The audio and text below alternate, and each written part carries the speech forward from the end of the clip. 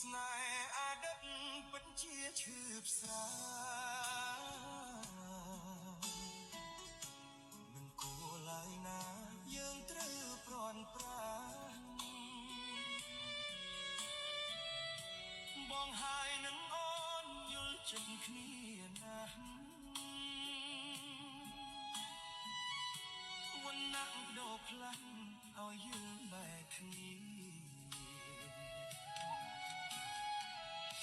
រូបបងអ្នកក្រប្រឹងត្រដល់ស្មង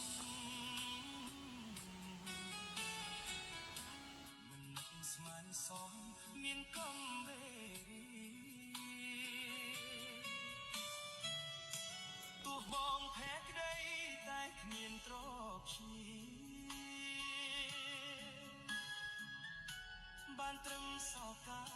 ស្នេហាឥតន័យ